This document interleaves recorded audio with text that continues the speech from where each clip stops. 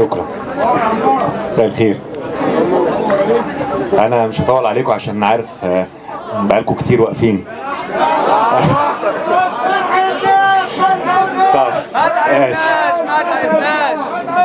طيب نبدأ. انا هقول كلمة بسيطة عن احنا ليه نكمل الثورة. يعني في ناس بتقول لك انتوا حققتوا كتير وكفاية، بس في حقيقة الامر لا، وبرضه الواحد لازم يبقى على دراية بقدراته.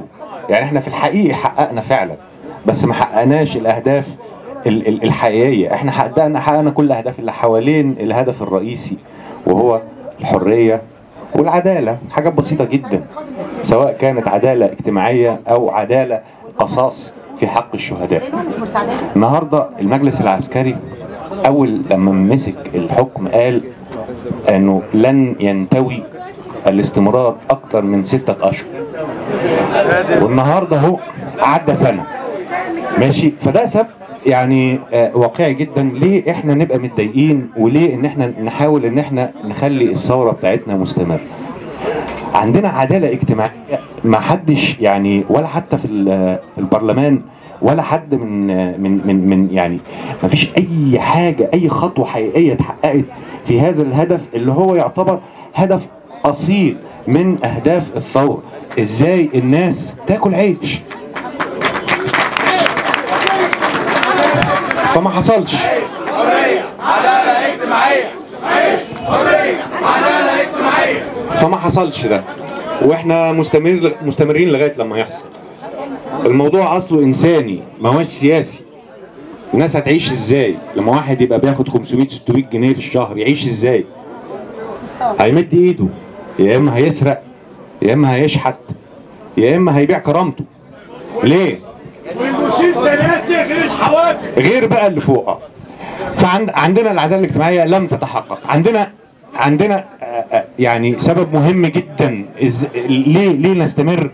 ان مع كل احترامي للاستاذ جمعة اللي اتكلم في الاول، الاستاذ محمد جمعة اللي اتكلم في الاول، الاستاذ حمدي جمعة انا اسف اللي اتكلم في الاول، هو فين التحقيقات في اي حاجة حصلت الحقيقية اللي بتعكس العدالة؟ فين؟ علشان نتوقع ان يحصل تحقيق في الحادثة اللي حصلت في الاستاد هنا في بورسعيد، يبقى لازم يبقى في عندي دلالات ان هيحصل، ان حصل قبل كده، وابقى عندي ثقة. انا شخصيا تحت حكم العسكر لا اثق في اي تحقيق.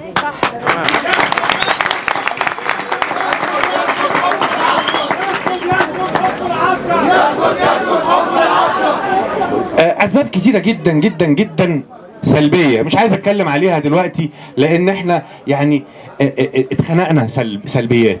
تعال نتكلم على الايجابيات. يعني احنا في يوم من الايام نزلنا علشان نعمل مظاهرة، كنا بنطالب بحاجات بسيطة جدا. كان حل مجلس الشعب، وكان يعني رفع الحد الادنى للاجور، حاجات بسيطة يعني.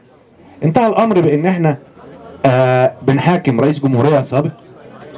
عندنا كام وزير محبوس، عندنا مجلس شعب اتحل، عندنا مجلس شورى اتحل، عندنا انجازات. طب يبقى احنا نقدر اذا حطيناها في دماغنا نقدر.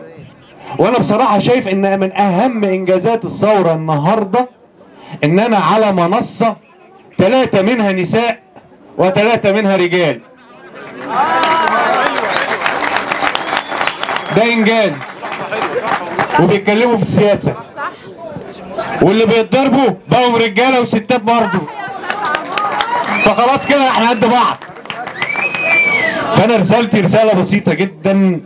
انا برجو كل فرد نزل يوم 25 يناير 2011 واستمر في ال 18 يوم لغايه لما اتنحى مبارك، انه يكمل ثورته حتى نتخلص من حكم العسكر.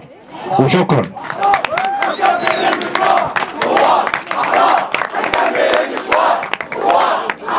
السلام عليكم.